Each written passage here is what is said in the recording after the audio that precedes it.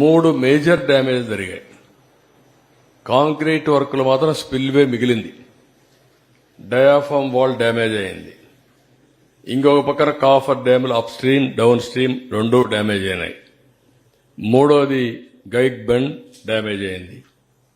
Gap 1 ఏదైతే ఉందో ECRF డ్యామ్కి వచ్చేది అది కూడా సగం 3/4 కొట్టుకోబోయే పరిస్థితికి వచ్చింది. ఇప్పుడు ఎంత డ్యామేజ్ జరిగిందంటే డయాఫామ్ వాల్ 2018లో 436 కోట్లకు పూర్తి చేశాం. ఇప్పుడు డయాఫామ్ వాల్ రిపేర్ల కోసం కొన్ని రింగ్ బండ్లేసి అక్కడెక్కడ 3-4 ప్లేసుల్లో 33% రిపేర్లు చేయాలి. దాని ఖర్చు 447 కోట్లు. అది రిపేర్ చేస్తాం. అప్పటికి పర్మనెంట్ గా సొల్యూషన్ వచ్చిందంటే మేము చెప్పలేమంటున్నారు. అది కాకుండా ప్యారలల్ గా ఇంకొక కొత్త డయాఫామ్ వాల్ కట్టాలంటే 990 కోట్లు. మళ్లీ 2 సీజన్లు కావాలి. అది కూడా సక్రమంగా చేస్తే 2 లేకపోతే 3-4 సీజన్లు అవుతుంది. అంటే 3-4 సీజన్లు డయాఫామ్ వాల్ కట్టాలి. దానిపైన కాఫర్ డ్యాములోనే ప్రాబ్లమ్స్ ఉన్నాయి. దానిపైన ఈసీఆర్ఎఫ్ కట్టాలి. ప్రాజెక్టు పూర్తి కావాలి. ఒక మూర్ఖత్వంతో చేసిన పనికి దానికి కూడా ఇంకొకటి కూడా సీపేజీ అరికట్టడానికి ఖర్చు ఎంత అవుతుందో సమయం ఎంత అవుతుందో అంచనా లేకపోతున్నారు. ఇక్కడ 2 ఉన్నాయి. ఒక పక్క ఇవన్నీ diaphragm wall, upper coffer dam, lower coffer dam. Next slide చూపి. ఇక్కడ మీరు చూడండి ప్రాజెక్టు ఎంత అతలాకుతలం అయిపోయిందో మీరు చూడండి. మొత్తం ప్రాజెక్టు భౌగోళిక పరిస్థితులే మారిపోయినాయి.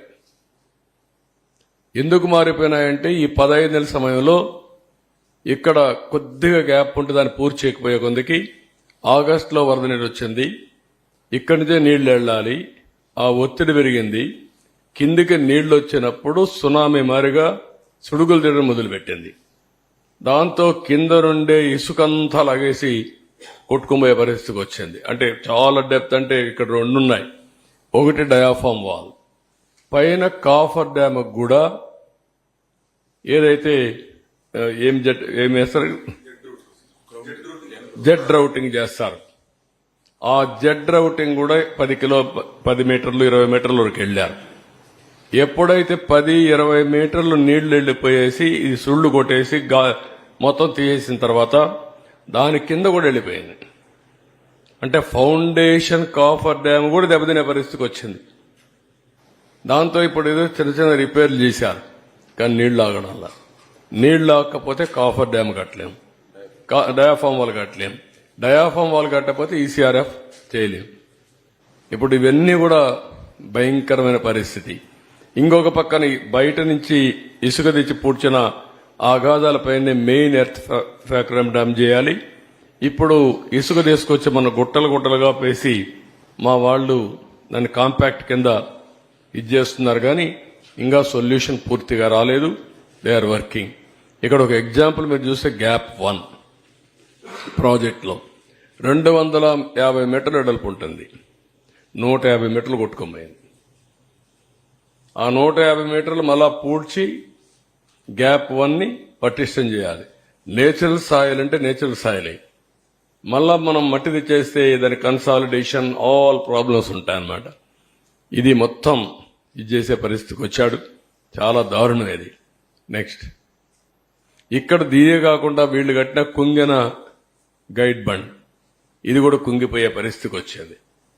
ఇది మామూలుగా ఎందుకంటే నేరుగా ఇట్లా వాటర్ వస్తే ప్రాబ్లం వస్తుందని కొద్దిగా డైవర్షన్ పెట్టి అక్కడి నుంచి వాటర్ తీసుకొస్తే ప్రెషర్ తక్కువ ఉంటుందనే ఉద్దేశంతో ఇది చేసి అది కూడా దెబ్బతినే పరిస్థితికి వచ్చింది. దీనికి కూడా ఒక 80 కోట్ల రూపాయలు మనం ఖర్చు పెట్టారు. ఇంకా కూడా నిలుస్తుంది, సాలిడ్ గా ఉంది అనేది ఇంకా ఎస్టాబ్లిష్ చేస్తున్నారు. ఇంకా పూర్తిగా కాలేదంటే 3 డ్యామేజెస్ ఇక్కడ. ఒకటి diaphragm wall, 2 upper lower coffer dam, 3 guide bund, 4 దీన్నిటి వల్ల Polavaram power project abnormal delay. Suman టీవీలో మీ పర్సనల్ అండ్ బిజినెస్ ప్రమోషన్స్ కోసం కింది నెంబర్కి కాంటాక్ట్ చేయండి.